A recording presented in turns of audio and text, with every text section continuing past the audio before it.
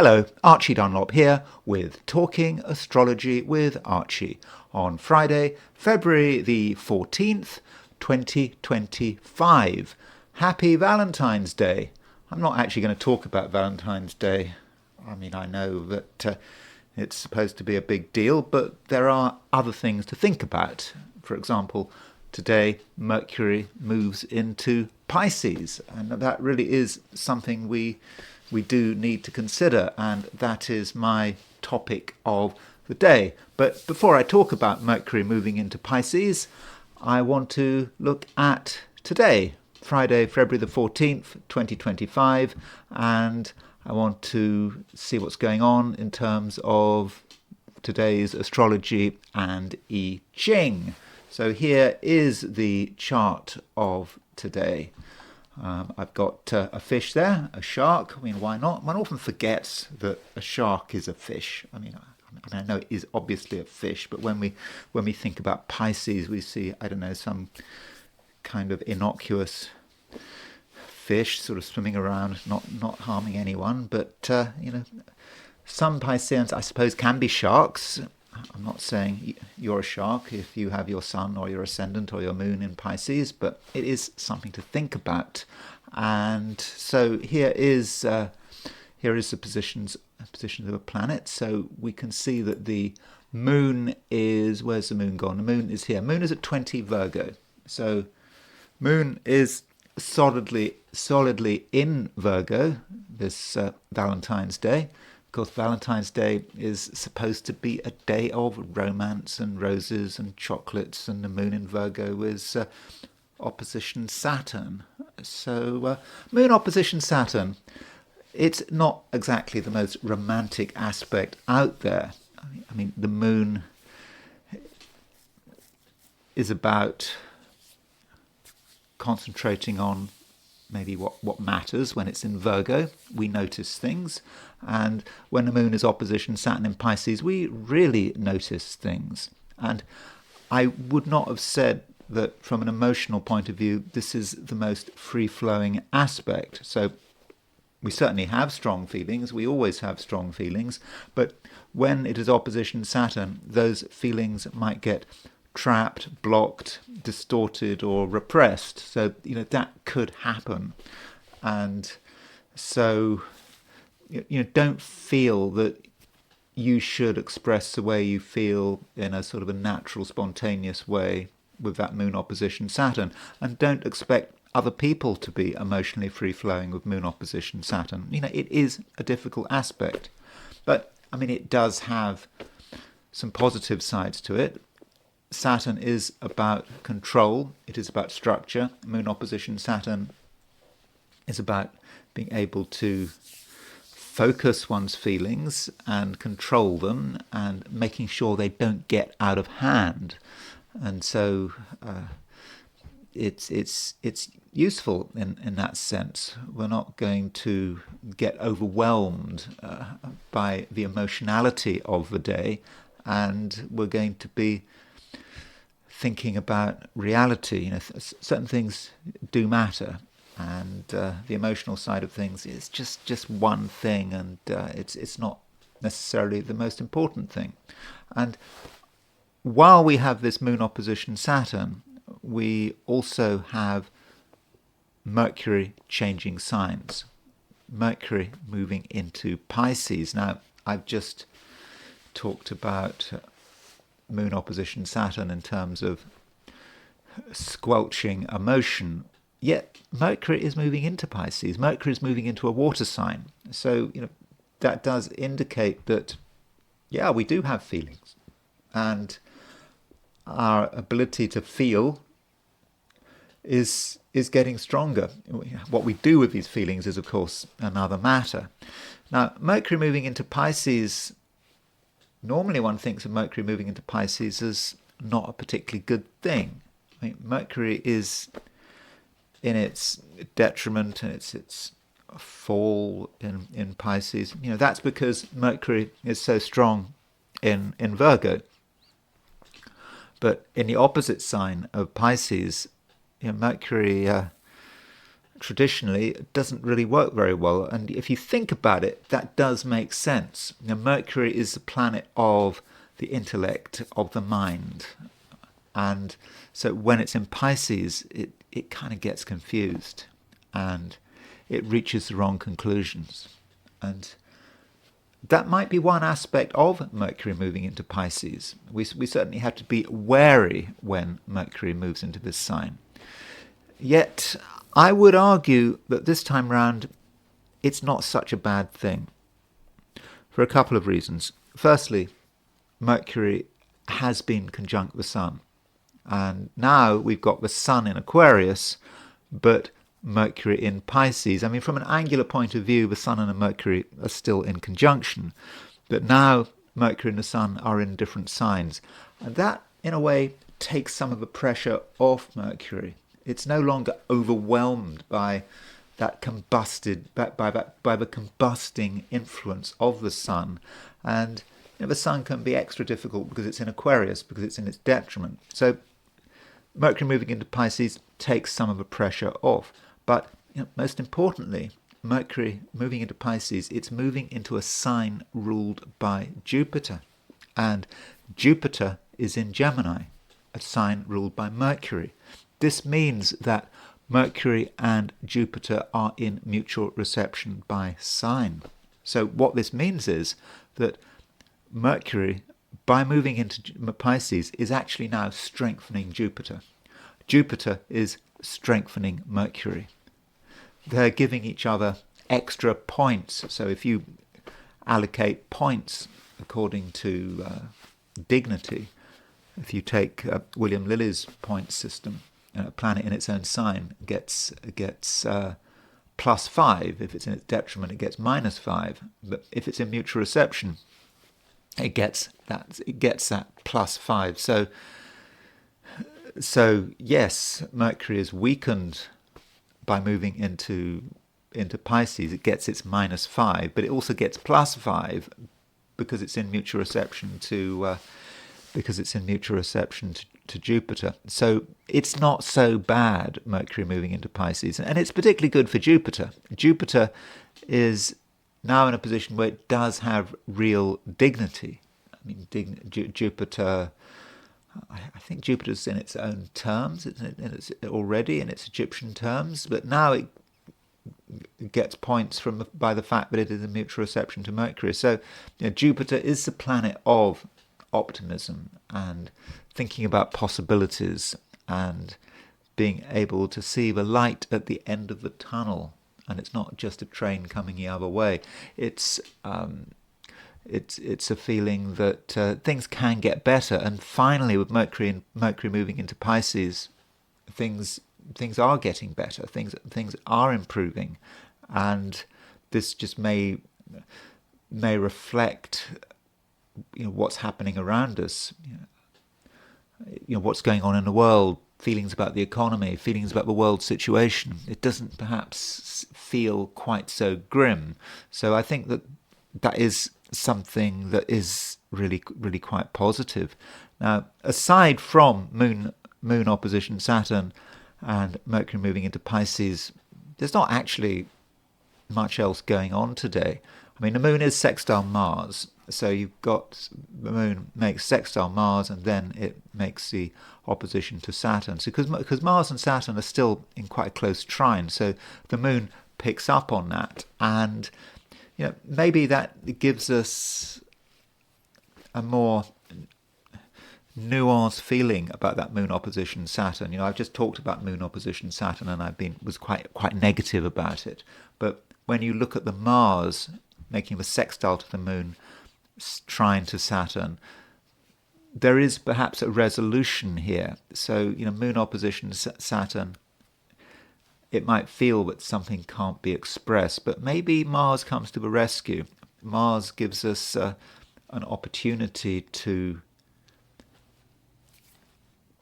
tell the world how we feel, or tell ourselves how we feel.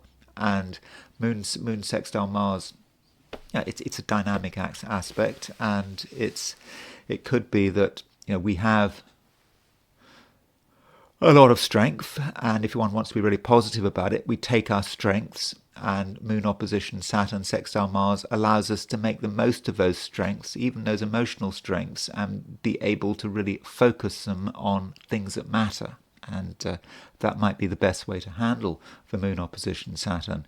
Additionally, we have a decile between Mercury and Venus. So this is a decile that you can actually clearly see, because Mercury is at 0 degrees Pisces, Venus is at 6 degrees Aries. So you can see that Mercury and Venus are exactly 36 degrees apart, and the decile is a 5 times 2 aspect. It has 5ness to it, and it has 2ness to it. And 5ness is about what we're trying to create. It's about our willpower, what we're trying to project onto the world out there. And the 2ness is about the struggle. And the Mercury-Venus decile is about the struggle, perhaps to be artistic and to be creative, and to let people know that we can really do something completely wonderful if we're given the chance. And it's not necessarily easy, because it's a decile, 5 times 2. The 2ness represents the opposition aspect. In other words, if we set up a fifth harmonic chart, then we would see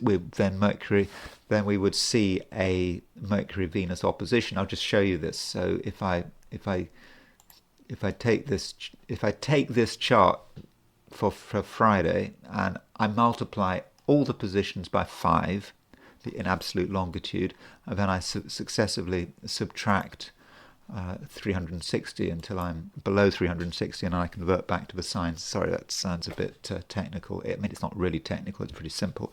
But if we look at the fifth harmonic chart today, you see there is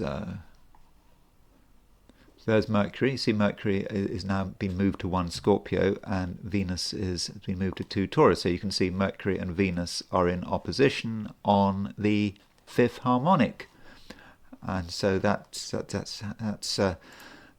of course, by definition, then Mercury and Venus would be conjunct on the 10th harmonic. So if we show you the 10th harmonic,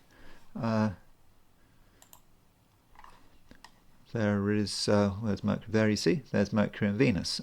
So it's always good to think about harmonics or to read up about them, but that's how we might see this decile working. So today the moon is at 20 Virgo at noon, and in New York, if you're in Sydney, Australia, then the moon is at 12 Virgo, and that's just a reminder that the moon is going to be in Virgo wherever you are today. If you are in Australia or New Zealand, then that moon opposition Saturn I was talking about, you may not feel it until the end of the day or even into tomorrow, so it may not be a big feature of the day, and so perhaps there'll be a little less pressure. In fact, if you're in Australia or New Zealand, you could say that the moon's main aspect is that square to Jupiter, which I talked about yesterday, and that's a reminder that the problem of doing these forecasts of the 12 signs for a global audience is that, I know I don't want to flatter myself. It's a small channel, but there are people that watch this channel from around the world, and there is almost sort of a day apart between New York and Sydney. So Australasia, perhaps more about moon square Jupiter and less about moon opposition Saturn, but still the moon is in Virgo wherever you are. And then we have the heliocentric picture. So this is the position of the planets heliocentrically, and the thing to notice is the Earth and Uranus. So there's the Earth at 26 Leo, there is Uranus at 26 Taurus, heliocentrically. And so with an Earth square Uranus, that can be somewhat dramatic, and it can indicate things happening that maybe we weren't expecting, that we hadn't fully planned for. And it may be a situation in the world where people are tense, people are really holding on to what they believe in, and it may be that something has to give. I mean, I'm not saying that anything is necessarily going to happen. There is a kind of a connection between that Earth-Uranus square and Mercury, but it's not entirely obvious.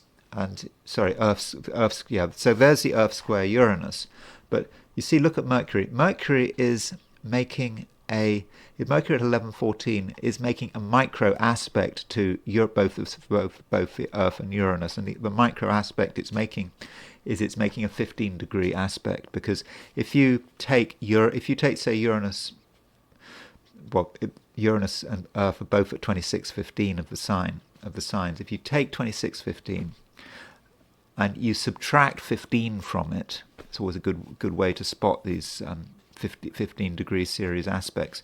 You subtract 15 from it, and you get 1115. And of course, Mercury is at 1114 Pisces. So around noon New York time, Mercury will be triggering that Earth-Uranus square, and that might create events. It might say something about what's happening in the world. Something might just click together as Mercury makes that micro aspect to the Earth-Uranus square, and that Mercury would act as a trigger.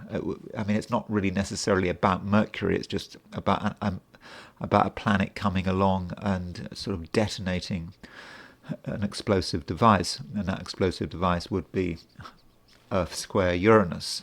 And so that's something to watch out for. But again, it's only potential.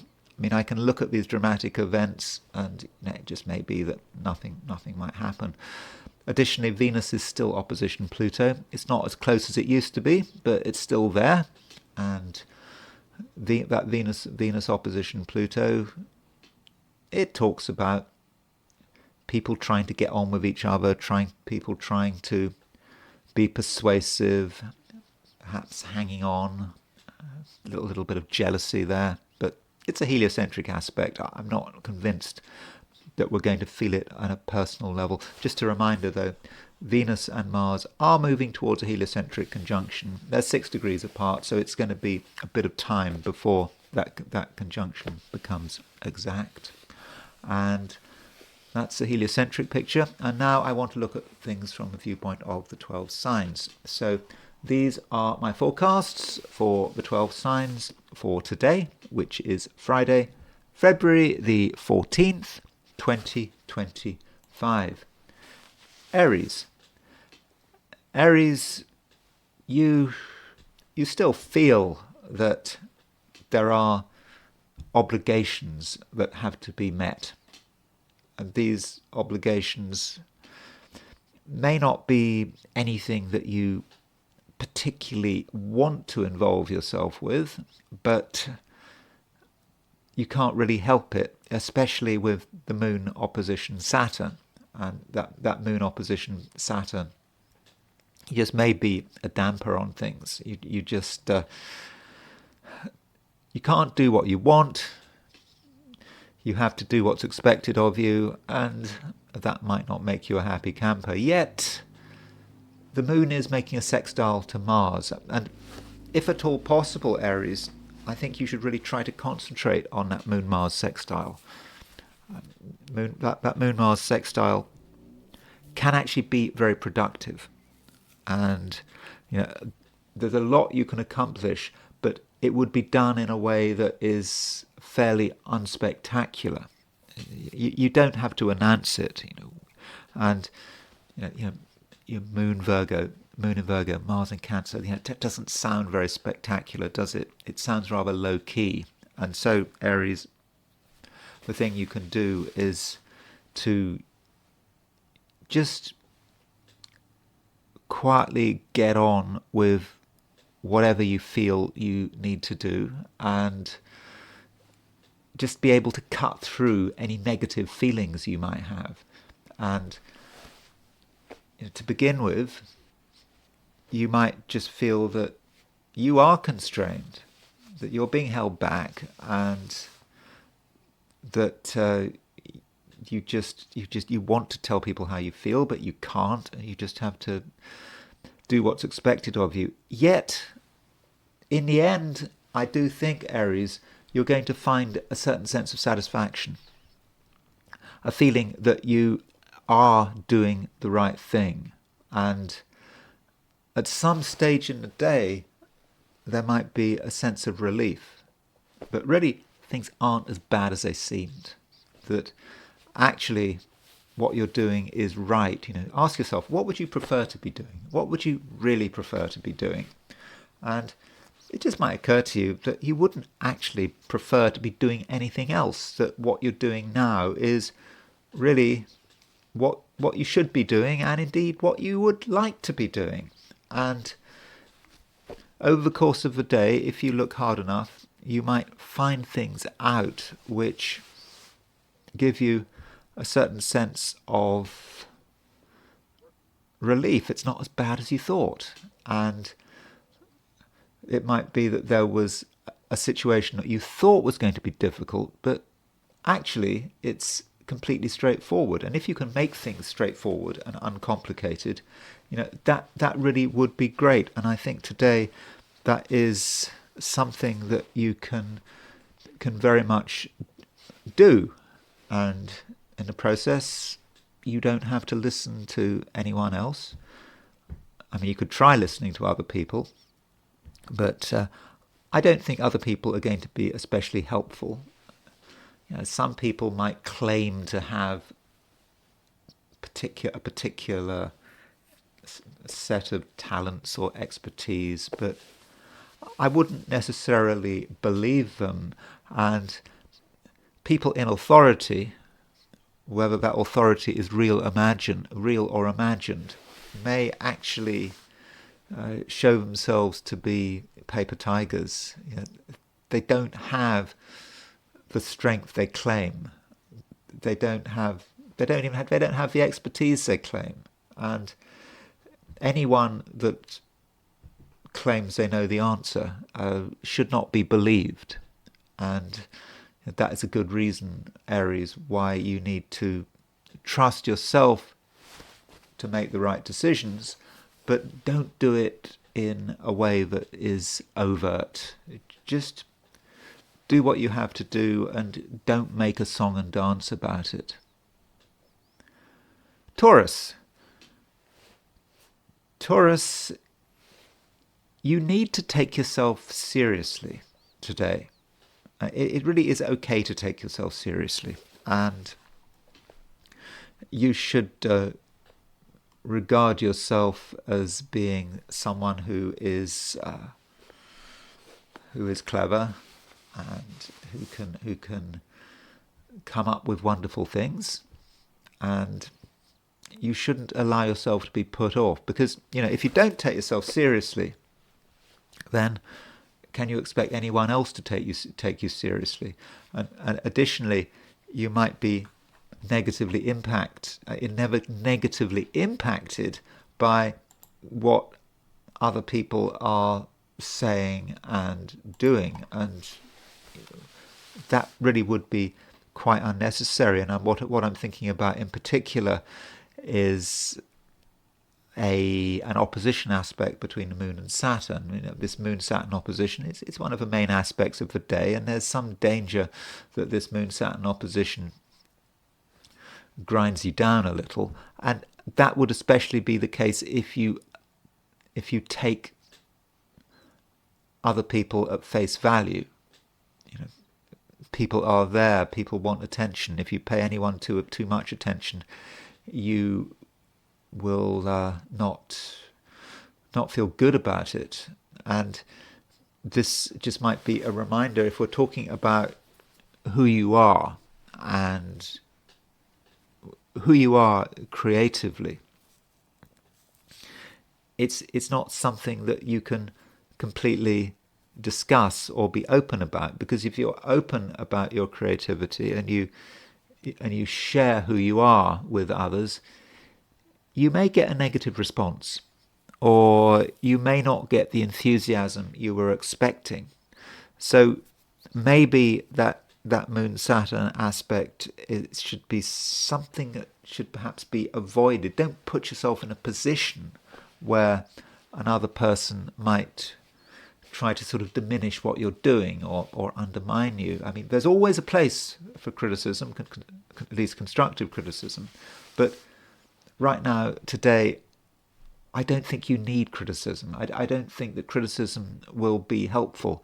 And it just may be that you haven't developed things far enough. When things are just beginning, you're on the right track, but you're not totally sure. When you get criticism right at the beginning, sometimes it can just mess you up. It can just totally mess things up, and you just feel you have to start again, and what's the point?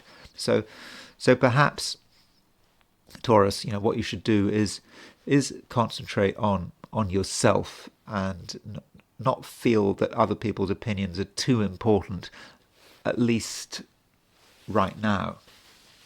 I mean, at some stage, you will have to consider what's happening out there. You will have to, create a situation, have a situation where you are judged to an extent, but it's got to be reasonable judgment, and that moon opposition Saturn may just be too much of a problem, and it's just perhaps best to make your own choices, and perhaps to keep a low profile, but also make sure you're doing things you enjoy, and that is something you can do. The moon is sextile Mars, and it just might be that if you do things at a sort of fairly low profile level, perhaps with a couple of people who you trust, and you can have a good time. And it's Valentine's Day, isn't it? Is it going to be a good Valentine's Day? Well, I don't know what your plans are for Valentine's Day. If you get caught up with that moon opposition Saturn, it's certainly not going to be a good Valentine's Day. On the other hand, the moon is making a sextile to Mars. A moon sextile Mars can be about getting on with people at a fairly light level. Don't take things too seriously, and avoid drama. Drama is not going to help. Just keep it simple, and don't have too many expectations, and then today should be fine. Gemini. Mercury is doing things. Mercury is your ruler, and so we really have to track Mercury if one's trying to work out what's happening in Gemini's lives. And Mercury is moving into Pisces, and normally Mercury moving into Pisces can be problematic, because Mercury is moving into the sign of its detriment, the sign of its fall. It's just a sign that Mercury just doesn't really work well in, and you better get used to Mercury being in Pisces, because it does stay here for a bit of time. I mean, so if you track Mercury, I'll be talking about the tracking sort of later on in the video when I specifically look at Mercury in Pisces. But Mercury is on and off in Pisces until I think April the 16th. So over the next couple of months, get used to Mercury being in Pisces. Now,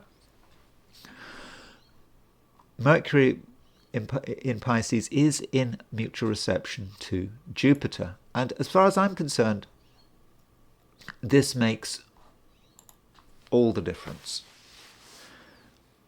Mercury, as far as I'm concerned, actually gets stronger when it moves into Pisces because of this mutual reception.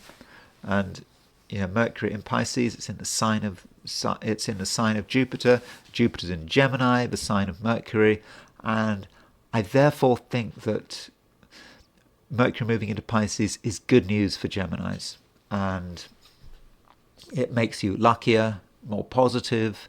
It allows you to, think the best of things, and it also gives you the opportunity to start to really focus on your ambitions. I mean, in every Gemini, ambitions matter. Saturn has been moving through Pisces since, I think, March 2023. So the last couple of years, you've had Saturn moving through Pisces, and this has been a time when many Geminis have been thinking about what they want to do, what they want to achieve, what are you trying to accomplish. I started this channel in February 2023. Of course, I've got my sun in Gemini, and that was a month before Saturn moved into Pisces, and so for me, this is a very Saturn in Pisces venture as a sun in Gemini, and it's a little bit grueling at times, but it is persistent. I mean, I do a video every day, and that might be how Saturn in Pisces is working for me. And with Mercury moving into Pisces, the question perhaps is, what now? That's my question. Where are you going to take it? Where are you moving with this channel? It's taking up a lot of my time. That's the question, and Mercury is giving you the opportunity to perhaps answer that question. And in terms of your ambitions, Gemini, Mercury really should be helping you out here. It should be giving you the opportunity to move forward and to be flexible and to get help from other people. You're not on your own here. Mercury in mutual reception to Jupiter. Jupiter is ruler of Sagittarius, which is your opposite sign. So don't think that you're alone. And if there's something you're trying to get off the ground, you can get help. And additionally, you have a great sense of what you can do and what is possible, and in a way you are linked with the cosmos at the moment, and that might not seem immediately obvious, but astrologically, one aspect that has been around forever, certainly since I was born, is that Neptune sextile Pluto. That Neptune sextile Pluto just will not go away. And I was born with I think my Pluto is at 733 Virgo, and my Neptune is at 1124 Scorpio, something like that. So it's a wide sextile between Neptune and Pluto, and there's still a wide sextile between Neptune and Pluto. There it is, Pluto in Pluto in Capricorn, Pluto in Aquarius, Neptune in Pisces. They're 4 degrees apart. Neptune is sort of going ever so slightly faster than Pluto at the moment. Neptune will go into Aries, so that sextile's still very much there. And if you look at Mercury right now, Mercury is hemmed in between here. Mercury is right on the midpoint of Neptune and Pluto, and you might think, oh well, that's difficult. That's kind of weird and difficult energies. But I would say no. Gemini, you are in tune with something. You're picking it up. Neptune and Pluto are these outer planets, and they represent something that most of us can't fully understand, but at some level you are picking up on it, especially as Mercury is in Pisces. And in terms of your ambitions and what you're trying to achieve, you're aligned to something larger than yourself, larger than everyone else, and maybe just the cosmos wants you to do something. So think about it. Think about the dreams you're having, and where you're being propelled, and don't be too analytical about it. I mean, that is a problem of Gemini. Geminis can be over analytical. They can just reduce everything to their component facts, and what starts off as being very spiritual can be turned into something tedious and mundane. But don't fall into that trap, Gemini, because I do think that at some level the cosmos is talking to you, and the cosmos wants you to do something. Cancer. It is a somewhat mixed day. The moon continues moving through Virgo, and it makes a sextile to Mars, and it makes an opposition to Saturn. And the key to today is really being able to balance those two aspects: moon sextile Mars, moon opposition Saturn. And moon sextile Mars is a very energetic force, and ideally you should try to concentrate on it. Okay, it's not as energetic as it would be if it was in air sign, air and a fire sign or something. This is moon in an earth sign in Virgo, sextile Mars in Cancer in a water sign, so it's not that energetic, but it does certainly energize you, and it creates a possibility, Cancer, of successful action, of being able to do something that gets definite results. And you don't have to go out on a limb. It may be enough to just tell someone how you feel. Just talk about something, a subject that other people don't want to discuss. You're prepared to discuss it. Then that's fine, and you just make sure we're always able to look after yourself, and you're able to use your words to defend your position. But the moon does make an opposition to Saturn, and that is a feature of the day. Okay, that moon opposition Saturn might not be so strong if you're in Australia or New Zealand, but it's still there, because the moon is in Virgo and Saturn is in the opposite sign, and that moon Saturn opposition is possibly not the kind of aspect you want to have on Valentine's Day, is it? I mean, Valentine's Day is about relationships and celebrating relationships and getting on with people. I don't know. I mean, I don't know about Valentine's Day. It seems to be something that people take seriously. But moon opposition Saturn represents a difference between you and another person. Someone is not on your wavelength, and Saturn could represent a person who is trying to restrict you, is maybe judgmental, and takes a view that you should do what you're told. So be wary of that, and if you're aware of those kind of people in your life, then possibly you should avoid them. Yet we have to be positive, and moon opposition Saturn can be about the realization that you and another person are very different from one another, and the question is, what do you do about it? It may be that in certain situations you and another person can accept each other's differences, and those differences can work on many levels. It may just be different values, different ideas about politics or religion or spirituality. So that could be how it works, and if there is an atmosphere of maturity and cooperation, then maybe that moon Saturn opposition isn't going to be quite so bad. And it's always worth defending yourself verbally. Don't be afraid of defending yourself verbally. You might think that the other party is going to respond in a negative way, but I don't think so.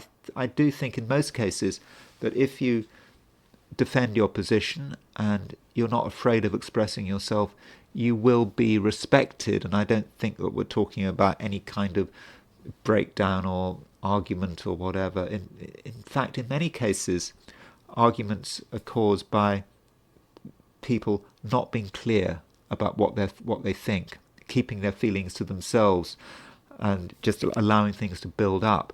If, on the other hand, you just are in a process of constant self-expression, then I think that you can very much turn things round, and it can actually be quite a good day. And you're helped probably by Mercury moving into Pisces. Mercury, when it moves into Pisces, is strong because it's in mutual reception to Jupiter.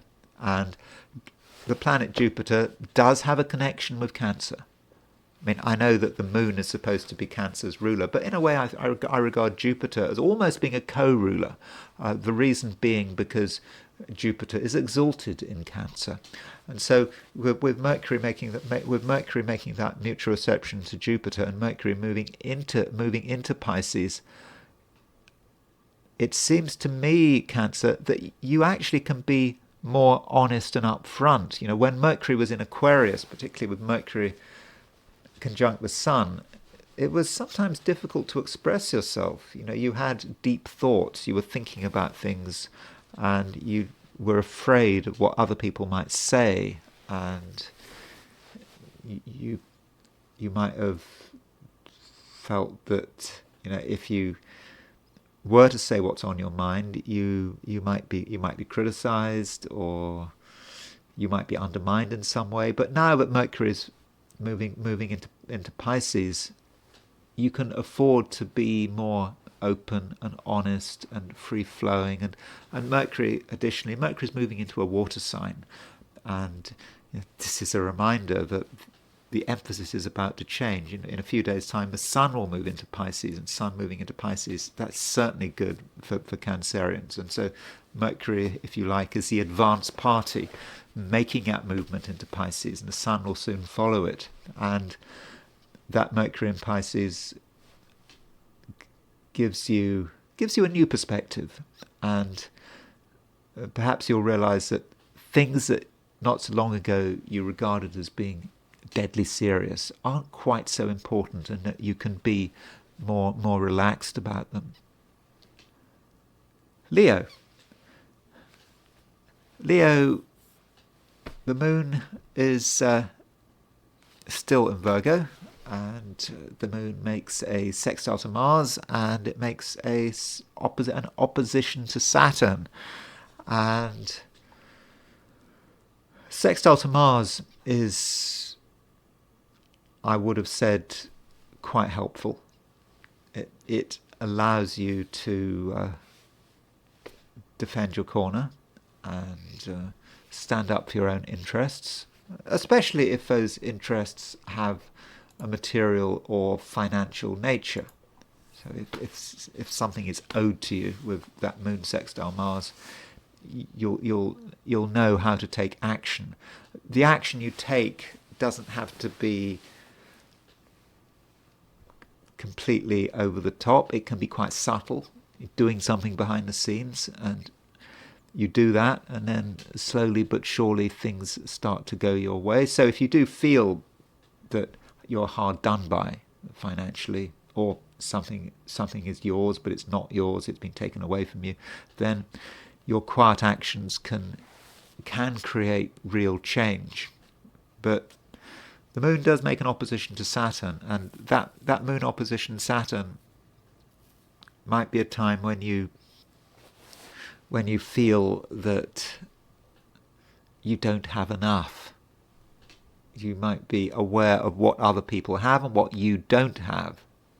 So in that sense, moon opposition Saturn could be a little bit resentful.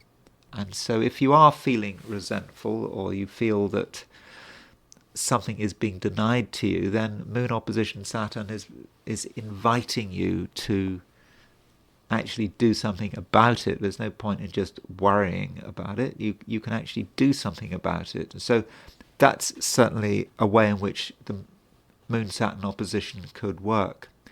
Additionally, the Moon-Saturn opposition might have an emotional dimension. It could be about just feeling that the emotional environment is a little more tense than it should be, and maybe it just feels that someone is holding back. Maybe it's you holding back, or it could be another person holding back, and people aren't being entirely honest. And and it's like money and emotion. One can so easily flow into another, and in a way, money is often a token for emotion. I mean, it might seem to be the opposite of emotion, but money can be a representative of emotion, and that might be how it feels, that your attitude to money and other people's attitude to money, and as well as to possessions, can just be reflective of a deeper emotional reality. And because of all of this, you may feel that there is just growing pressure.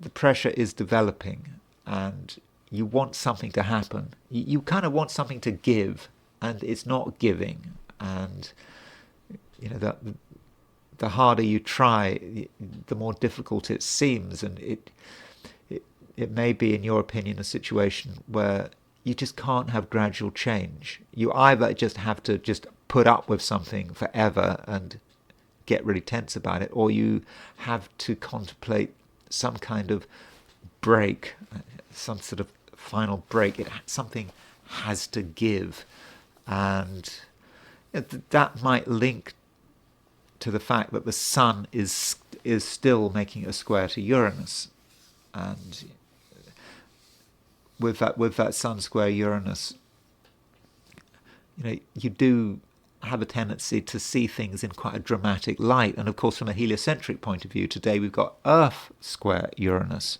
and just might feel that something has to give, something has to break.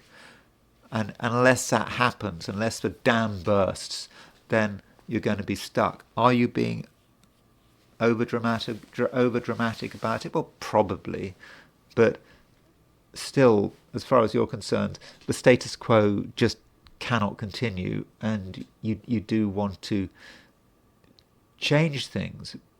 But then there's the question of, how are you going to explain it? Mercury is moving into Pisces, and Mercury is a communication planet, and Pisces is not an especially verbal sign. And with Mercury moving into Pisces, moving out of Aquarius into Pisces, it may actually be a situation where recently you were able to talk and communicate. The circumstances felt right, but now it doesn't seem to be the case anymore. And so, how do you get your message across? But the Mercury is in mutual reception to Jupiter, and I do think that you can say whatever you have to say, and you have to give people emotional credit. You might think that they're unfeeling, they're brick walls, and that they don't understand anything, they don't perceive anything, but that might not be the case.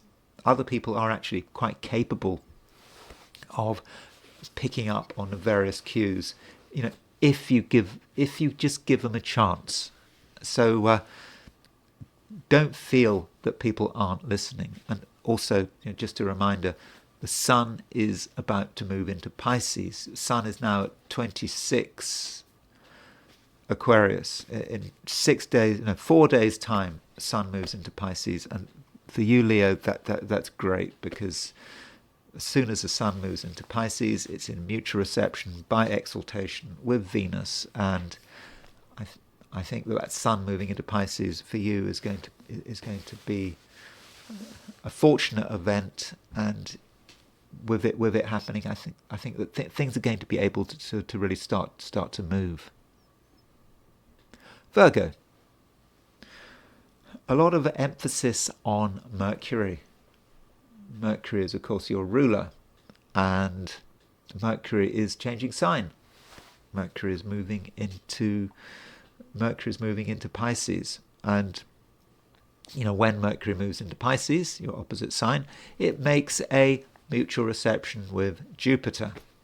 Mercury and Jupiter are in each other's signs, and you could say that that is appropriate on Valentine's Day for a Virgo with Mercury and Jupiter to be in mutual reception.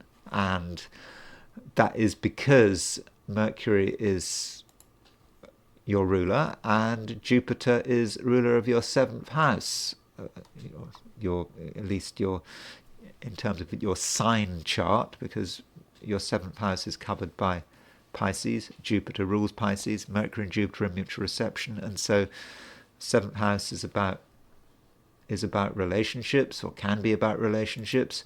And so that this Mercury Jupiter mutual reception does allow you to get on with people, to understand people, and to see connections with other people. Yeah, it really is possible. It might not feel possible at the moment, but it certainly is. And so if you feel that recently there has been a misunderstanding, or people haven't understood you, you haven't understood them, then things are changing. And with Mercury moving into Pisces, into your opposite sign, and also, Pisces is a water sign. It's very sensitive. With Mercury moving into Pisces, you have a sense that you can get on with people, and it's because you understand them. And I understand that the moon is opposite, but I understand that the moon is making an opposition to Saturn, and I've been quite negative about this moon opposition to Saturn, and it's certainly something to consider, because the moon opposition Saturn is across the main axis of your chart. Moon in Virgo opposition Saturn in Pisces.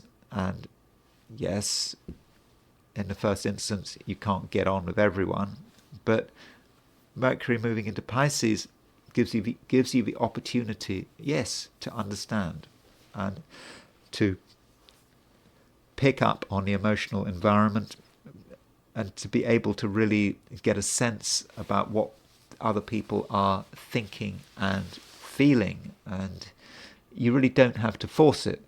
You just have to be yourself, but be open to new possibilities. And it may be a situation where you are dealing with people who are just simply very different from yourself. At least at the moment, they may be very different from yourself, and the differences between you and other people are right now very obvious, very apparent.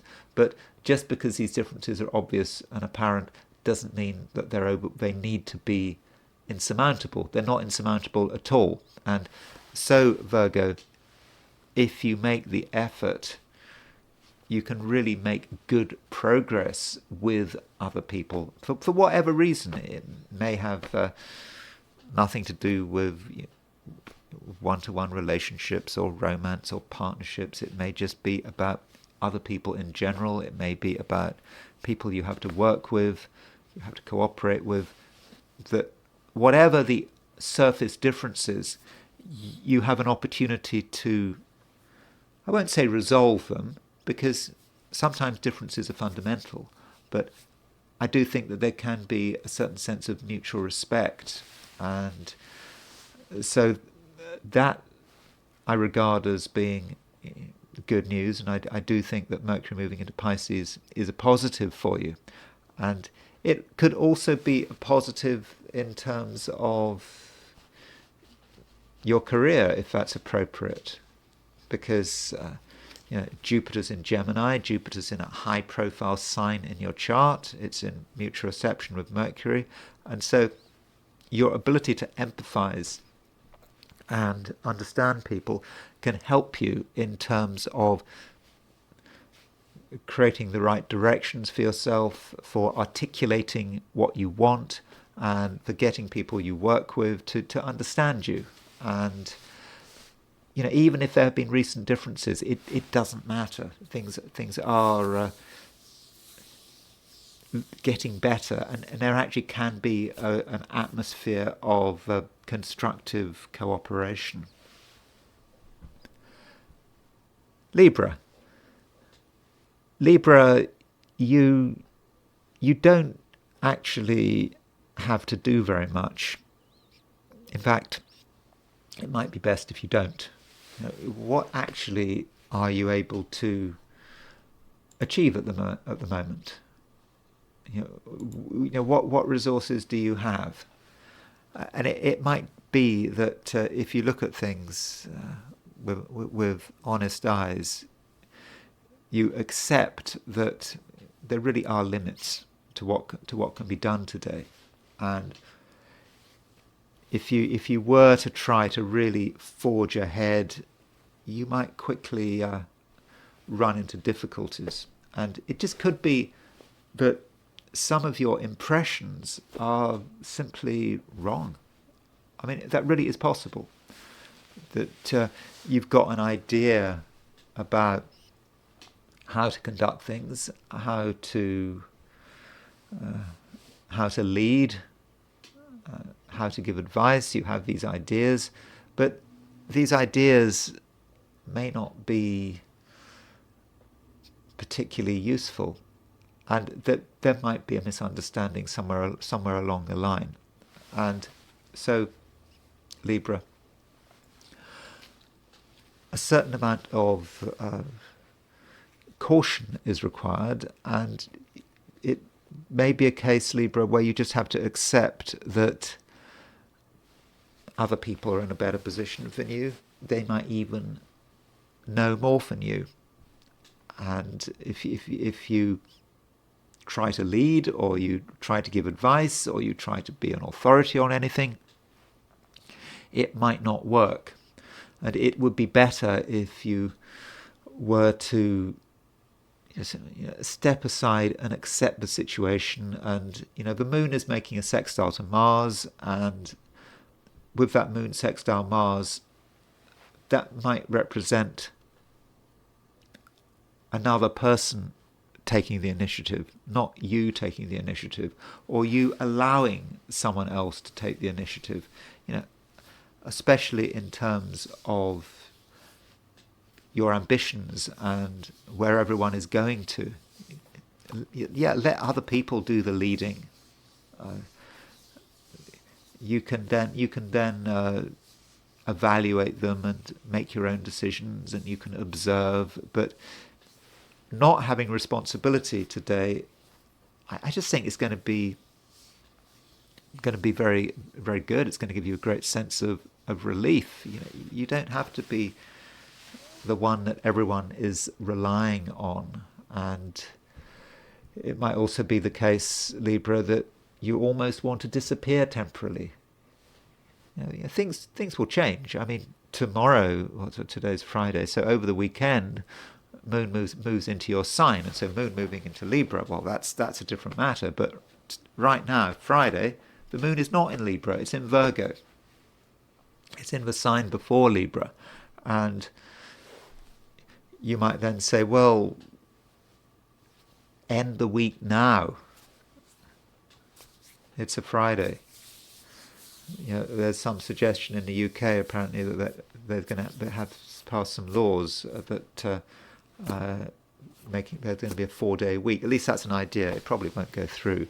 In which case, the working week in the UK would be from Monday to Thursday, and you'd give Friday a miss. But so it might just be the case that you should give today a miss, or at least just make sure that you're not in the forefront. Other people have their ideas. Let other people make mistakes. Is there really anything you can do to influence things? Well, I think the answer is probably no. And if you are in a position of leadership or responsibility, and you try to tell people what to do, I'm not convinced they're going to listen, or they might misunderstand your instructions. So if you are trying to organize people and get something together, then I would suggest that you leave it for later. Leave it until the situation has settled down, because there are a lot of things you don't understand, you don't know, and Libra, there's probably no point in guessing. And again, My apologies for giving another fairly negative reading, but, tomorrow's another day. Scorpio. Scorpio, you have a sense of possibility. Yeah, as far as you're concerned, Scorpio, there are many things out there which can happen, which really are possible, and you're not going to feel especially constrained. Why should you feel constrained? You can see how you can be free. Whatever these chains are, the chains are very loose, and you can get away, and you can be yourself, and that just might be how the day is. Being free, being open, considering new possibilities, and also having a chance to do what you really wanted to do. There are some things you've been wanting to do, but you haven't had a chance to do it. But now things are changing, and you're helped by the fact that Mercury is moving into Pisces. So Mercury is the communication planet, and it's about your ideas and what you're thinking about yourself. And as Mercury moves into Pisces, you become quite imaginative, and you're starting to think about what really is possible, and you don't feel you have to talk about it. It's just very clear on an emotional level that you're starting to be in the right place. You are in a place where you can do some amazing things, and these amazing things don't need anyone's help or cooperation, especially as Mercury is in mutual reception to Jupiter. Jupiter, the planet of good fortune, in Gemini. Mercury and Jupiter are in each other's signs, and you're just able to tap into your own emotional reserves and really create something really quite wonderful. If you have a chance, you've got to give yourself a chance. I mean, it's not a time, Scorpio, for having self-doubt, but it's also not a time to be explaining yourself, because Mercury in Pisces, Pisces is one of the mute signs, because Pisces, Scorpio, and Cancer are the mute signs, because the animals they rule are mute. Crabs, fishes, and scorpions don't make any noise, supposedly. And so with Mercury moving into Pisces, there's nothing that has to be said, and you are able to just get on with it, and you will have a belief in yourself. And if you try to engage with other people, you might have some success. I mean, the moon does make a sextile to Mars, and so moon sextile Mars suggests that other people can be useful and inspiring up to a point, but the moon, having made that sextile to Mars, makes an opposition to Saturn, and if you go too far in a social sense, you'll start to realize that other people have real limitations. They don't understand everything, and if you take things too far, they're not going to understand, they're not going to be helpful, they might even block you. That might be moon opposition Saturn, and that's actually not what you want. And this moon opposition Saturn does have to be considered. Part of you, with your moon in Virgo, part of you wants to be with people. You're not fundamentally feeling yourself to be a hermit right now. You want to be with people, but if you do spend too much time with people, in the end, something about yourself and who you fundamentally are is just creating that block. And so in terms of your social life, you want to have things in small doses. Get what you can from people, enjoy people's company for short periods of time, and once you've heard what you need to hear, then you can just fade away and retreat to your own world. And it's in your own world that the real work is happening, that you really can achieve something that you find satisfying. Will other people find it satisfying? Will other people think it's wonderful? Well, you can worry about that later. Sagittarius.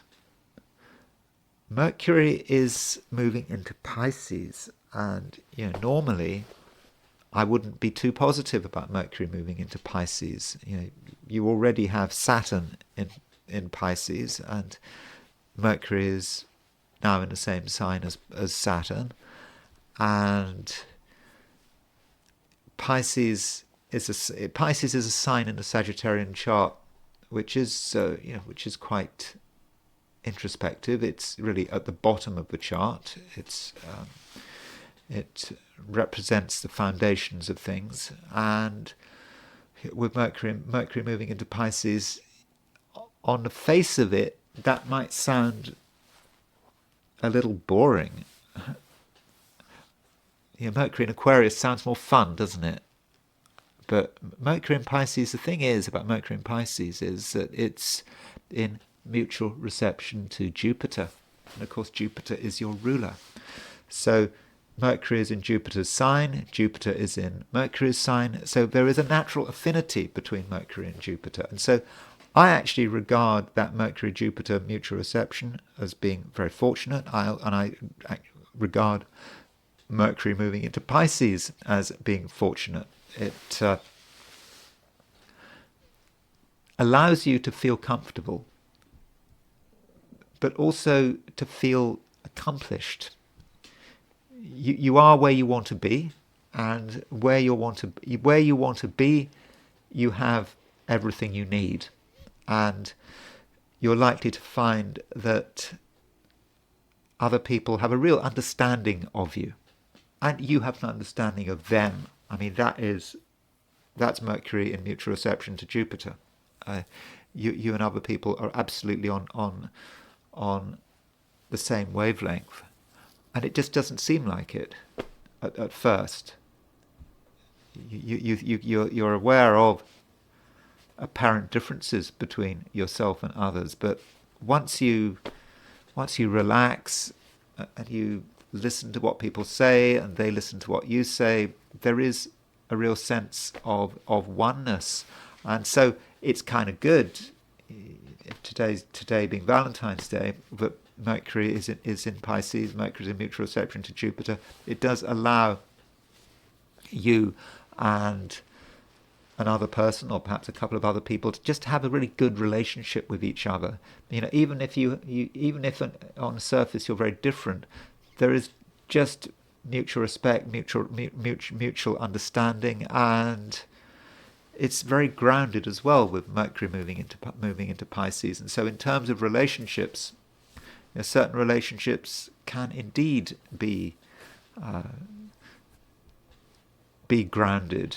And if you're looking for security within a relationship or to strengthen a relationship, today might actually be the day to do it. And you don't have to worry too much about external pressures. The moon is in Virgo, by the way, and with the moon in Virgo, you might feel that there is a certain pressure to do other things, to focus perhaps on work or social obligations. And you can do that to an extent. I mean, the moon is making a sextile to Mars, and there are a couple of things you can do which may be helpful in terms of advancing your ambitions, or at least meeting your obligations. But don't take it too far. Moon makes a sextile to Mars. that's about you being able to see that something needs to be done. You do it, you do a good job, and you leave the scene. You don't hang around for Moon to make an opposition to Saturn. So Moon makes a sextile to Mars, and it makes an opposition to Saturn. So that Moon opposition Saturn is kind of something you want to avoid. And Moon opposition Saturn could be about excessive pressure to do something you don't want to do that disrupts the stability that you are trying to create. But this pressure is coming from a Moon, and I just don't think that this pressure is strong enough to really upset your balance. And so if you find pressure to do something you don't want to do, it's okay to just say no. And if you just say no, I think that the pressure will just disappear pretty quickly. Capricorn. Moon is making an opposition to Saturn, and with Moon opposition Saturn, that might say something about relationships. And I understand that it is Valentine's Day. I don't know whether Valentine's Day is important to you. It's a day when relationships are supposed to be important. I'm not quite sure why. I mean, I think a year ago I looked at the chart of St. Valentine, or a possible chart of St. Valentine, and I was still somewhat confused about the relationship between Valentine and relationships. But this Moon opposition Saturn may indicate that you and certain other people don't always get on with each other. And so if you're looking for sort of romantic harmony with Moon opposition Saturn, well, that might be somewhat difficult to find. This Moon opposition Saturn, if you think about it, Saturn represents you and how you come across, and so the Moon represents another person and how you occur to them. And it might just be that the Moon is somewhat overwhelmed, so another person could perhaps find you heavy going and difficult to deal with. And I would therefore suggest that you make a special effort to be more relaxed, to be more sympathetic, not perhaps to be so critical. And of course Capricorns can be critical with Moon opposition Saturn, but give people a chance to be themselves, give people a chance to say what's on their mind, to talk about their ideas and what they believe in, even if you completely disagree with them. Give everyone a fair hearing, and don't jump to conclusions. So that might be the best way to deal with today, especially in terms of relationships. But you yourself are actually very clever at the moment. I know you're clever always, but you seem to be more clever than usual, and your abilities and your talents are really, really very obvious right now. And it's because we have some micro aspects. So the micro aspects we've got, if you look at the chart, there is a Mercury. What is it? There is a Mercury-Venus decile. So Mercury and Venus are 36 degrees apart. That's a decile, a tenth of a circle. And so, as I said in the introduction in this video, when I was talking about the broad planetary picture, when you've got Mercury decile Venus, it's about the struggle to be creative. It's about the struggle to express our creative vision. We have this idea and we're trying to bring it out, and it's hard. So that's the first point to make about it.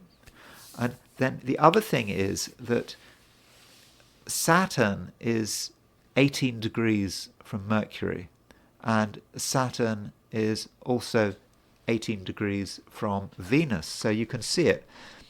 There is that Sun Venus. There's the Sun Venus being 36 degrees apart. Then you've got Saturn on the midpoint, and so if we were to look at if we think about that 18 degrees, that is like a square on the fifth harmonic, isn't it? So if we look at the fifth harmonic of this chart, I mean, I know you probably are not interested in this, but indulge me here. So if you indulge me here, I'm sorry if this is not what you want to hear, but just bear with me for a moment. So there is the fifth harmonic, and you can see that Mercury and Venus are opposition one another. But you can see Saturn is on the T. So on the fifth harmonic, there is this T square. So there's Saturn, that's you, square Mercury, square Venus. And the fifth harmonic, this chart is about you trying to bring your inner vision out into the open, and you can do it.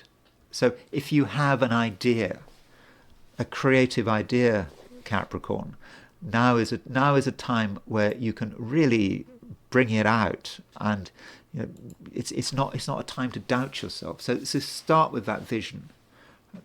It could be an artistic vision, it could be an entrepreneurial vision, something that you regard as being really important to you.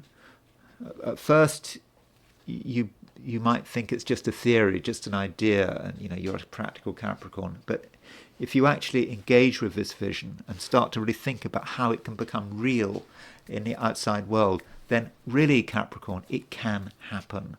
So Capricorn, it can be a great day, but you really have got some work to do, because you've got so much potential, and today might be a day when you can really start to realize this creative, artistic and entrepreneurial potential. Yeah, it really can happen.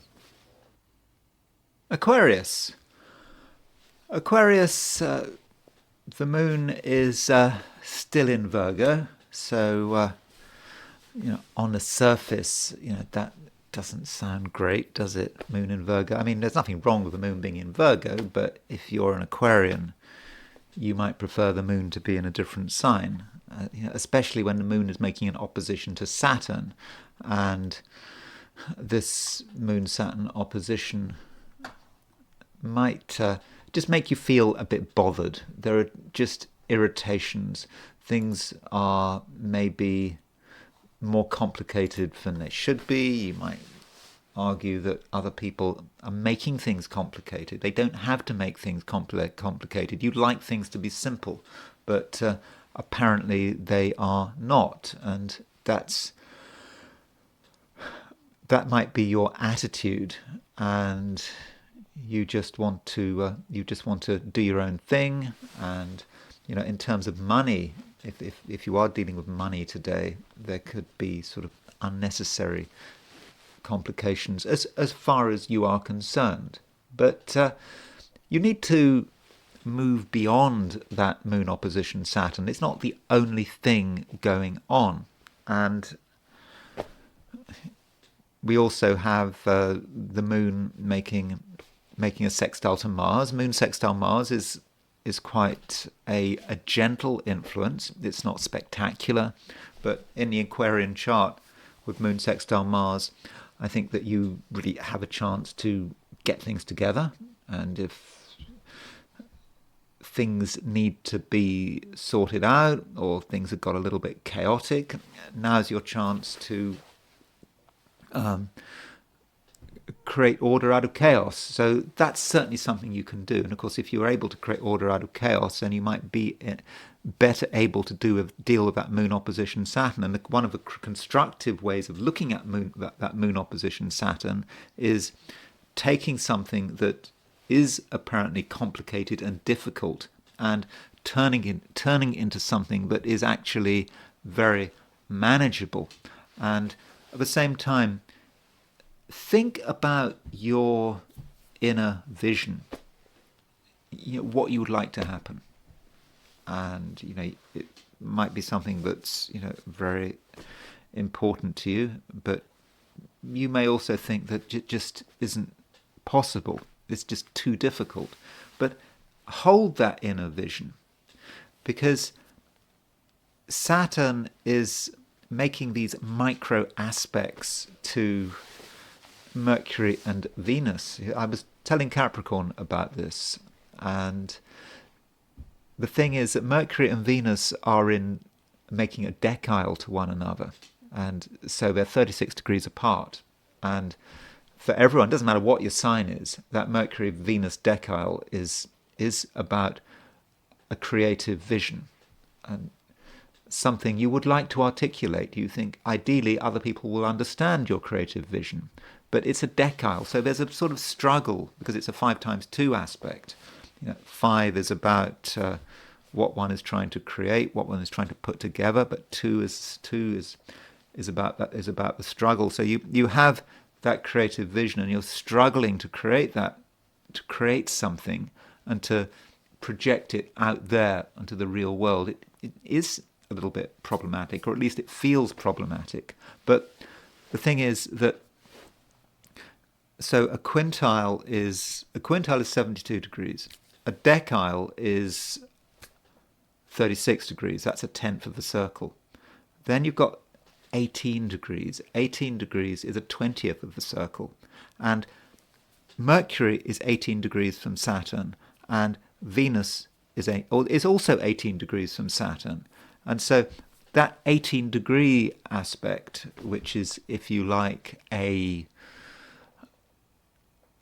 semi-decile, if you want, that 18 degree aspect is about real struggle, but it's about the possibility of successful struggle, and to really turn that inner vision into reality. And that inner vision could take many forms. I mean, it might just be something about money. It could be about money, about being recognized in a financial sense. So that is a possibility. So if you have this burning ambition to be successful or to be rewarded, then I think you can do it. But it might not be about money. It might be about something you want to do, something you want to show the world. And you want to show the world how clever you are. Not because, that doesn't sound very good, showing the world how clever you are. I don't mean clever in any trivial sense. You've got something, and you've got something very creative that needs to be projected, that needs to be shown. And with Saturn making those two 18-degree micro aspects, to Saturn making the 18-degree aspect to Mercury, making the 18-degree aspect to Venus, it really does allow you to create something and to be recognized for it. So it is something that can happen, and you therefore have to be really very positive about it, and you mustn't see everything as a struggle. If there is some danger here, Aquarius, that you do see things as a struggle, but everything has to be fought for, that there's resistance all the way, that people are putting up roadblocks, but it needn't be like that, Aquarius. You are really at the moment very talented, and something needs to be released and revealed. And now that the sun is still in Aquarius, it goes into leaves Aquarius in 4 days' time. So over the next 4 days, maybe you have this chance to really reveal something and show the world what you can do. So I'm not saying it's going to be easy, but it's something that I'm fairly confident that you can do it. Pisces, Mercury is moving into your sign, and I would regard that as being a fortunate event. Mercury is the communication planet, and when Mercury moves into Pisces, you therefore start to have things to say. even though Pisces has a reputation for being a traditional reputation, not perhaps a modern reputation, but sort of traditionally, Pisces was one of the mute signs because fish don't speak. Fish don't make a noise. So you could say, well, Mercury moves into Pisces, so Mercury's not going to say much. But you are Pisces. That's you. And so with Mercury moving into Pisces, you know what to say. And the silences are also important. You know how to communicate. You know when to say what you have to say, but you also know when to shut up. And so you get that balance absolutely right. And Mercury's moving into a water sign, so you understand. You understand what's going on. You're able to read the room. You know what's appropriate. You know what should be said, and you know what to keep to yourself. And Mercury moving into Pisces, it makes a mutual reception to Jupiter. So Mercury is in Pisces, a sign ruled by Jupiter. Jupiter is in Gemini, a sign ruled by Mercury. So we've got Mercury-Jupiter mutual reception. So Pisces, that really does give you a lot of strength. I mean, Jupiter is strengthened. Jupiter, your ruler, is strengthened by Mercury moving into Pisces. So you're in a much stronger position than you were yesterday while Mercury was still in Aquarius. And you're feeling more secure. And because you're feeling more secure, it's just easier to say what's on your mind. And it's also just easier to understand other people, and in general, you're going to be in a position which is, I would have said, much improved. Now, it doesn't mean to say that everything is going to be fine. Moon does make an opposition to Saturn today, and that Moon opposition Saturn is likely to be about relationships. It's a short-term aspect, but Moon in Virgo in your opposite sign, other people do matter, other people can't be avoided, but Saturn is opposite. That Moon opposition Saturn represents some kind of block, a block to communication, and a block to communication which I think is actually quite unnecessary, but it could happen. And the reason might be something to do with Saturn. Saturn is blocking the Moon, and there may just be something about you, at least in the first instance, that gives people pause for thought. They're not quite sure how to respond to you, and it might be better to say nothing. And so when you're with people, you need to help. You need to perhaps help people to communicate. So if someone is silent, doesn't seem to be saying anything, then Pisces, it's up to you to get things going, to provide some encouragement. And that's particularly easy now that Mercury is moving into Pisces, because people are, I won't say they're a completely open book. No one is a completely open book. But you have a pretty good understanding of what's making people tick, and what's bothering them with that Mercury moving into Pisces. And so something you say can make all the difference. And Mercury, with this mutual reception to Jupiter, Jupiter is your ruler. Mercury is ruler of Virgo, your opposite sign. So with that mutual reception between Mercury and Jupiter is going to help relationships. Relationships are going to be a lot easier while Mercury is in Pisces. And Mercury does stay in Pisces on and off for quite a long time. Mercury finally leaves Pisces on, when does it leave Pisces? On April the 16th, because Mercury goes retrograde. It goes in and out of Aries. So you the next, April the 16th. So that's over 2 months on and off that Mercury is going to be in Pisces. And so this is a time when relationships can improve. They can get better, and you can do your part in terms of showing real understanding. So Pisces, that's the picture for today. I would have said that you very much benefit from Mercury moving into your sign, and I think that this movement is going to make you more fortunate, and things that might not have worked in the recent past, have another look at them, because with a new set of eyes that come from Mercury being in Pisces, you may realize that you can get things moving again. So overall it looks good, and relationships look good as well, which is fitting, it being Valentine's Day. And now I want to consider things from the perspective of the I Ching. And I asked the question, what is Friday going to be like for those watching the I Ching section of this video? And the first hexagram I got was hexagram 15. Now, hexagram 15 sounds pretty low profile, doesn't it? Modesty. Don't show off. Understand your limitations and be sincere. That's what people want. Don't do anything to rock the boat. I mean, that's what we think when we think about modesty. Yet modesty can be taken too far. If we are completely modest, then we might miss a moment. Sometimes we have to go beyond modesty.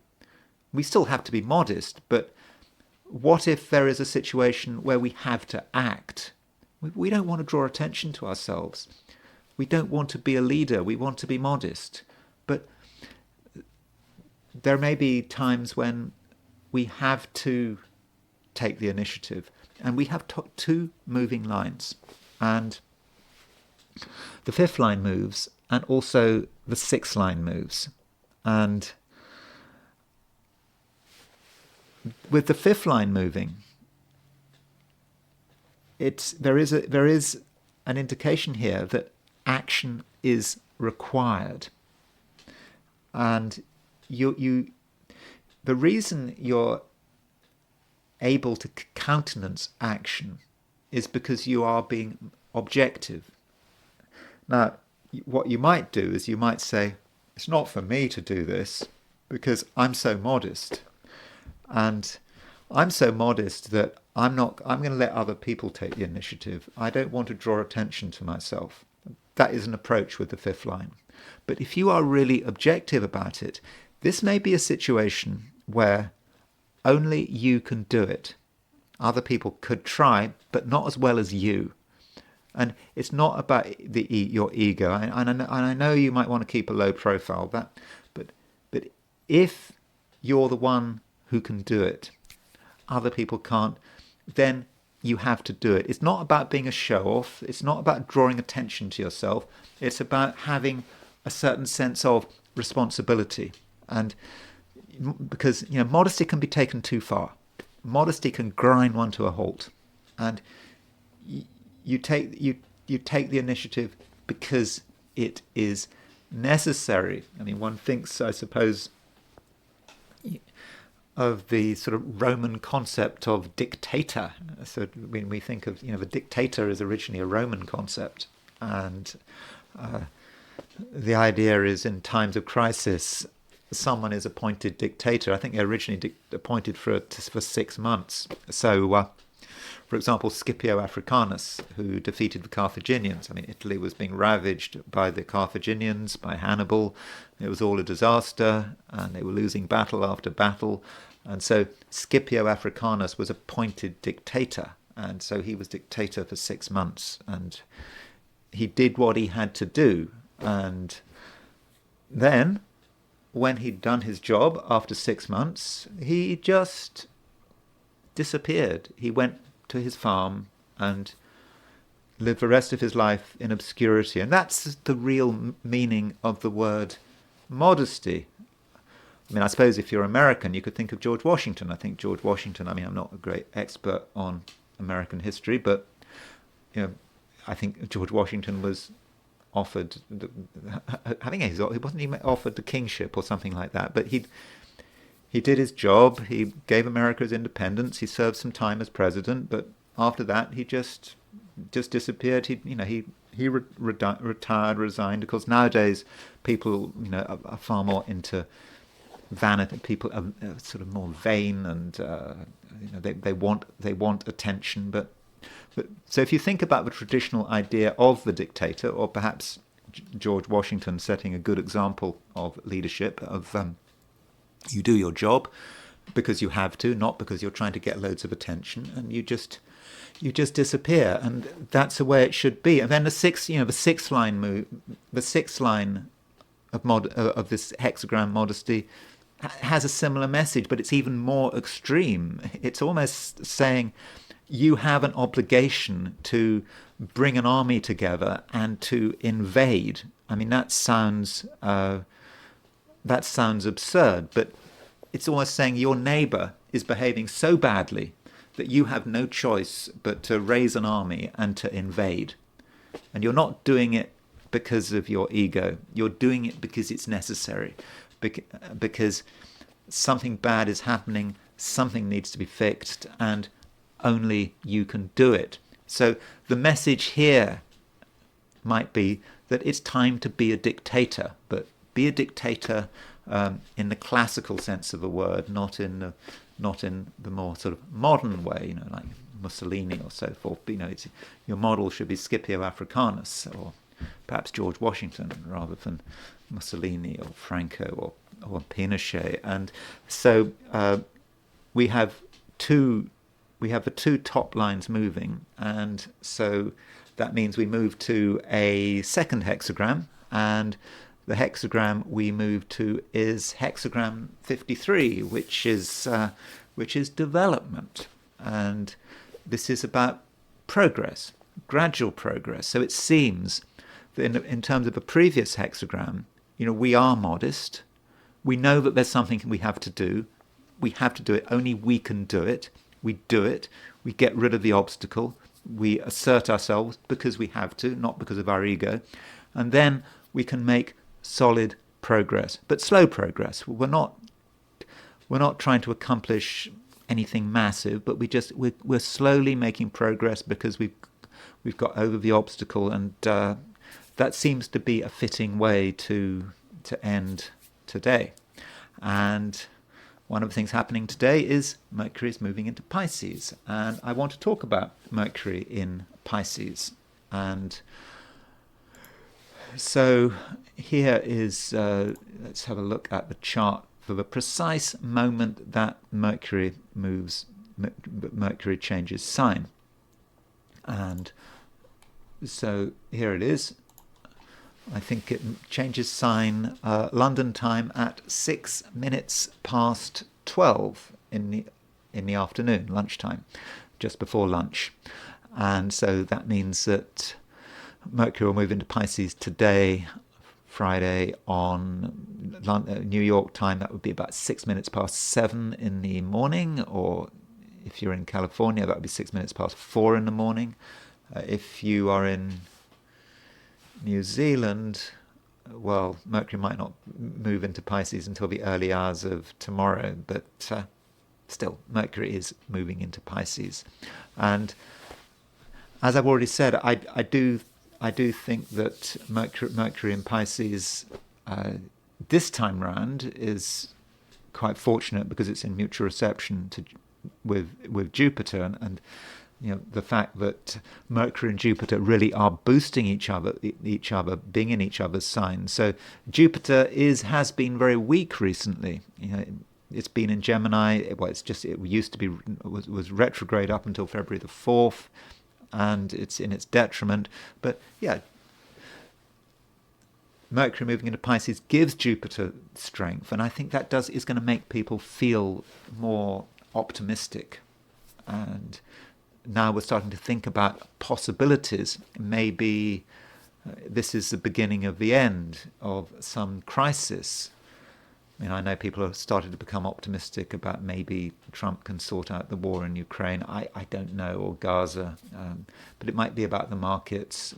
because the markets have been really under pressure recently, and so it could be that Mercury moving into Pisces coincides with an improvement in terms of the markets. I don't believe me on that. I'm not giving financial advice. This channel is for entertainment purposes only, but that is one possibility. But I think on a personal level, I think most of us are going to feel better about Mercury moving into Pisces. I think it's fortunate, but in a general sense, it would not be fortunate. It's just because it's in mutual reception to Jupiter, and if you look at Mercury in Pisces just in isolation and you forget about the rest of the chart, you could say that someone with Mercury in Pisces may find it difficult to think straight. Apologies if you have Mercury in Pisces, but I think you understand by now that these are complete generalizations and we have to look at the overall chart. But if we were to look at Mercury in Pisces in general, it might be about someone who is not able to fully get things. They might get confused because Mercury is a sign which is supposed to be logical.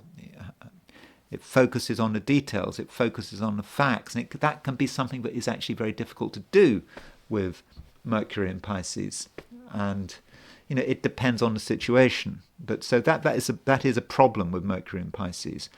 And Mercury in Pisces is obviously it's a water sign, so there is an emotionality to Mercury in Pisces. So the way one communicates could, to a great extent, be based on one's feelings and on one's perceptions.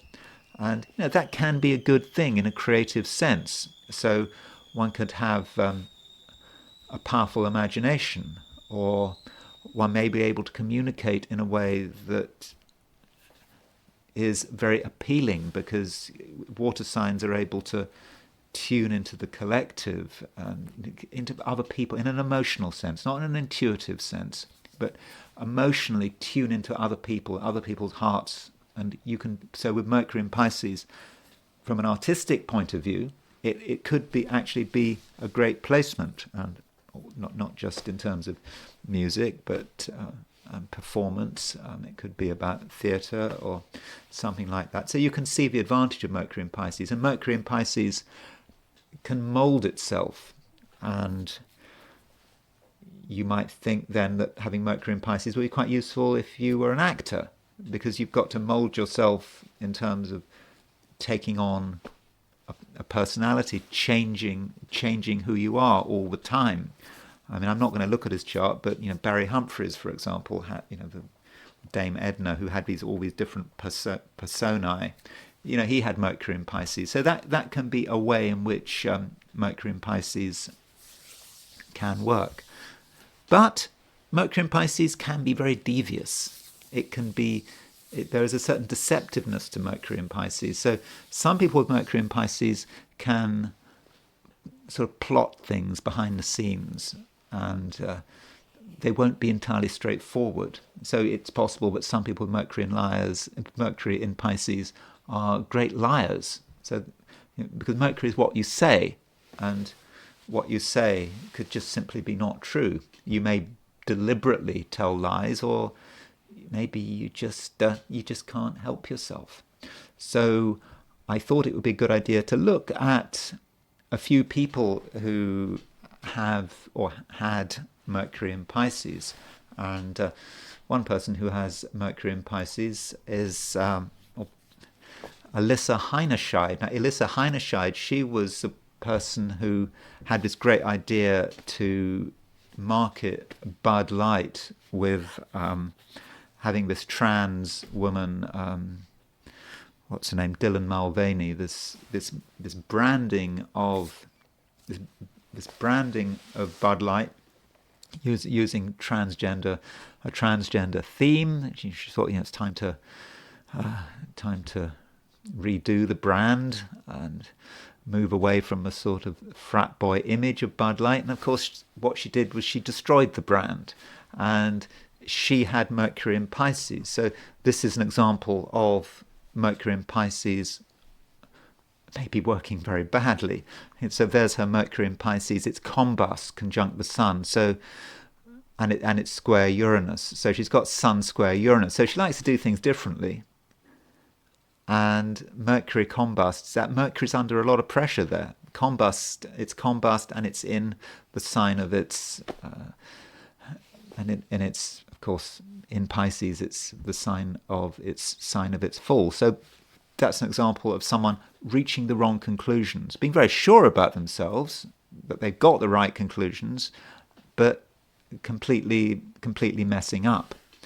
And Mercury in Pisces could say something about what you're attracted to in terms of how it all ends up. And it's kind of fitting in a way, I mean tragic as well, that Angela Chow was had her Mercury in Pisces. And Angela Chow was a woman. She was very rich and very successful. She was the woman that drove her Tesla into a pond, and I think she was over the limit. And she drove her Tesla into a pond, and she couldn't get out, and she drowned. And so she had Mercury in Pisces conjunct Skeet, the fixed star to do with retrograde. So her Mercury in Pisces is not combust. I mean, it's not that close to the Sun, but it is retrograde, and it's conjunct Skeet, and so Skeet is about accidents and disasters relating to water, and this is indeed what happened to her. Now, in terms of her business, she was very successful, very accomplished, but when it came to actual literal water, there was certainly a problem. Now, Mercury in Pisces may also allow someone to respond very quickly without having to think about it. So, racing car driver Ayrton Senna, and in the end, he had a tragic death. He died. Well, I suppose if you're a racing car driver, you must sort of. There's a reasonable possibility that you are going to die while racing, but he died during the San Marino Grand Prix, I think in 1994, was it? And he had Mercury in Pisces, and there's his Mercury at 12 degrees Pisces. Now, in his case, you could say that if you're a racing car driver and you're driving at very high speeds, there's no time to be logical and analytical. You have to sort of emotionally go with the flow of you and the other drivers, and it's all part of the same thing. And you could say that Mercury is an activity that represents an activity such as driving. So you might say, particularly as he has the moon sextile Mercury, the moon in Capricorn sextile Mercury in Pisces, that's how he responds. I mean, moon is about how he responds. It's sextile Mercury. So in his case, Mercury in Pisces, we're sure he died in the end in his racing car. His Mercury is trine Neptune, but I wouldn't have said that Mercury in Pisces. Okay, he died in his car like Angela Chow, but in completely different settings, and it may just be that Mercury in Pisces in some way explains his talents as a racing driver, and how his mind was responding as he was going around the circuit at very high speeds. Now, Mercury in Pisces can be about communicating, and it can also be about performing, I suppose. So Aretha Franklin, I don't really know much about Aretha Franklin. Of course, I know that she was incredibly successful, and she had issues with her private life, and so it was a very sort of mixed life. And she had Mercury in Pisces. So you could isolate that Mercury in Pisces and say, well, that Mercury in Pisces allows her to communicate to an audience and understand her audience. So that could be how Mercury in Pisces works. But you could also say that she made some poor judgments, and I believe that her domestic life was not very happy, not very comfortable. I mean, there was a lot of stress, and I don't know, you probably know more about Aretha Franklin than me, but her Mercury was conjunct the South Node, and so you could say that it's easy for her to communicate the line of least resistance, but that Mercury conjunct the South Node in the fourth house, it does indicate maybe issues with her father, issues with her domestic life. Though Mercury is in mutual reception to Jupiter, so you've got Mercury in Pisces square Jupiter. Now, having that Mercury in mutual reception to Jupiter, Mercury and Jupiter being in each other's signs, may have just helped her communicate. So that could have been useful. Another super famous singer with Mercury in Pisces is Celine Dion, and so with Mercury in Pisces, it's kind of fitting, isn't it, that but she did that Titanic song. I never saw that film, but that made her even more famous than she was already. And so, with that association with water and the Titanic, and she has Mercury in Pisces, so that possibly would have helped her in terms of her career and being a singer and being able to relate to an audience. You could say other things about her Mercury opposition Pluto. Does that make her more compelling? Or does it say something about her health? I mean, I know she's had a lot of health issues, but I didn't really look it up. I mean, I used to know, but she has had health issues. I don't know whether you can link that with her Mercury, but she certainly had Mercury in Pisces, and maybe one should just think about that Mercury in Pisces as just an example, with Aretha Franklin, of someone who is able to use that Mercury to communicate through singing. So that is a positive way of looking at it. And poetry, writing. I haven't got many examples of writers, but Langston Hughes, the African-American poet of the Harlem Renaissance, whose peak of his career was the 20s and the 30s. And so he had, we don't actually, in his case, we don't actually know whether he's got Mercury in Pisces. It would kind of make sense if he had Mercury in Aquarius. It would make sense if he's had Mercury in Pisces. I don't have a time of birth for Langston Hughes. He certainly had Venus in Pisces, but I'm afraid there's only a 50% chance of him having Mercury in Pisces. So I probably should not have used Langston Hughes as an example, but he might have had Mercury in Pisces. So really, I can't really use that as an example. You could argue this is a situation where you could certainly argue that he had Mercury in Aquarius, but then he's got Sun and Mars in Aquarius as well. So I probably shouldn't really look at his chart. But Mercury in Pisces, another writer who definitely has Mercury in Pisces is Richard Dawkins. So Richard Dawkins has Mercury in Pisces, Mercury at 7 Pisces, and I kind of find Richard Dawkins' chart interesting. We don't have his time of birth, but Richard Dawkins, at least I don't have his time of birth. Richard Dawkins is famous for being an atheist and for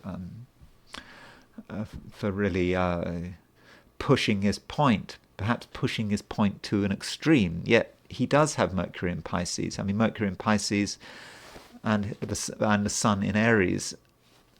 I kind of feel that there's some sense in which the lady doth protest too much, methinks, with Richard Dawkins. There's something that I get the impression that he's fighting against something in himself, and he has come up with this solution that he is going to be an atheist. This is his religion. This is very important to him, and he's just a bit too verbal about it. He's not very relaxed in his atheism.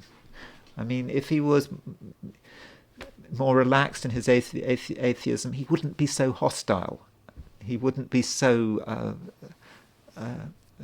almost shrill about it. And he does have his Moon and Mercury in Pisces, Venus in Pisces, probably Venus in Pisces. Venus might be in Aries. I don't know how fast Venus was moving at the time, but certainly Moon and Mercury in Pisces. And clearly someone who is very sensitive, who picks up on things. And for one reason or another, he's got into that Sun in Aries and has really pushed. He is a real Aries. He comes over as an Aries, condemning, being hypercritical of religions. But that Mercury in Pisces is interesting. Mercury in Pisces, he understands what a group of people want, and he's able to give it. Another academic who has Mercury in Pisces is Alan Lichtman. Remember Alan Lichtman, who famously predicted that Kamala Harris was going to win. He was sure Kamala Harris was going to win, and he was famous for his long-running set of predictions that about the presidency, getting it right. I mean, he made a couple of mistakes, but he created a system, and he was sure Kamala Harris was going to win, and he had Mercury. He has Mercury at 16 Pisces, and this may be an example of Mercury tripping him up. He convinced himself that Kamala Harris was going to win, even though there is an argument that his own system, the 13 keys, were indicating that Trump was going to win, but his own subjectivity got in the way, and that can be a problem with Mercury in Pisces. And you saw his subjectivity when he responded to when he responded to the reality of Trump winning. So Mercury in Pisces can exist in a chart of someone who is very clever, who is an academic, but can still make mistakes. And the mistake with him, I believe, with his Mercury in Pisces, was probably his fundamental subjectivity. And he had a system, and arguably he didn't fully follow that system. He didn't really use the keys, his own keys, particularly well, because Mercury in Pisces got tripped up, and he was a Democrat, and he just got caught up in the furor and the sort of anti-Trump furor, and he made the wrong call. And Mercury in Pisces can make mistakes which can lead to people dying.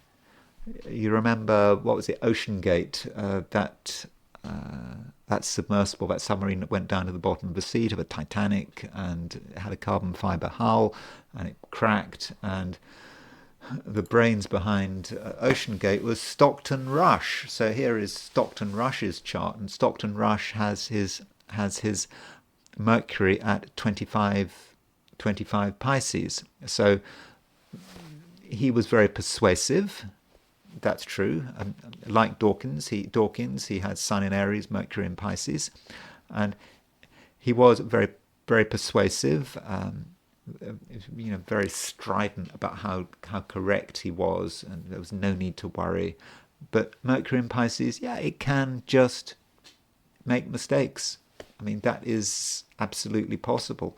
And he had a vision, and he just ignored the facts that mattered, and it was all going to be okay. And Mercury in Pisces just assumed everything was going to be okay. The fiberglass hull was going to hold, and in fact, of course, it didn't hold. Now, in terms of damage and destruction, and looking at Mercury in Pisces from a more sort of criminal side, well, we got war criminal Nazi doctor Joseph Mengele had Mercury in Pisces, and Mercury in Pisces on the midheaven. And so, of course, Joseph Mengele was sort of doing experiments in the concentration camps, and he fled to South America after the war. I think he had a heart attack and drowned. I think he actually drowned, and so that's how he died in the end. I think I'm right there. And so he had Mercury in Pisces, and I mean, in terms of a sun in Pisces, there are a couple of people, involved in the Holocaust who had the sun in Pisces. Heydrich, Eichmann had the sun in Pisces, but Mengele had just a sun in Pisces, but also Mercury in Pisces. So he just got into it. He got into the Nazi ideology, Mercury in Pisces. And Mercury in Pisces, he was able to just disappear. So that may be one way in which that Mercury in Pisces is working. And Osama bin Laden had Mercury in Pisces. And Osama bin Laden had Mercury in Pisces in a mutual reception to Jupiter in Virgo. And so with that mutual reception, you could say that he was very good at planning things. He had a certain charisma. He had a feeling about the way things were going. And Mercury in Pisces, and also with Sun in Pisces as well, can sort of surrender to something larger than himself. So he goes to Afghanistan to fight the Russians, supported by the Americans, and he becomes part of this great struggle, part of Al-Qaeda, part of something larger than himself. And Mercury in Pisces is devious. I mean, we don't know what time he's born, but he can plan terrorist operations, and that could be Mercury in Pisces working well, and in mutual reception to Jupiter, and maybe even conjunct Venus. We don't quite know how Venus works. Venus is not just about love and romance. It is to an extent the planet of victory, I think. And Mercury is conjunct Venus and wanting to be successful and planning something in the end, like the twin towers. And another person who had Mercury in Pisces was someone who was born the day after Osama bin Laden, and that was Qasem Soleimani, this Iranian general in charge of the Republican Guards, who Trump killed him. Trump sent a drone to kill him, and it was successful, I think, in Baghdad airport. But being born the day after Osama bin Laden, he's got pretty much the same thing. He's also got Jupiter in mutual reception to Mercury, and he was very clever. I mean, it's said that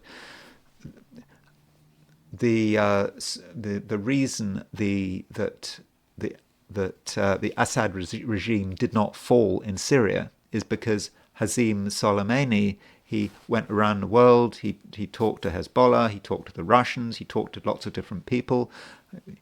Mercury conjunct Venus, and he was charismatic, and he was able to create an alliance and a program for supporting the Assad regime, which was actually very successful and until it wasn't. But it certainly everyone was expecting the Assad regime to fall imminently, but it didn't. And Qasem Soleimani had a large part to play, and he was apparently very effective.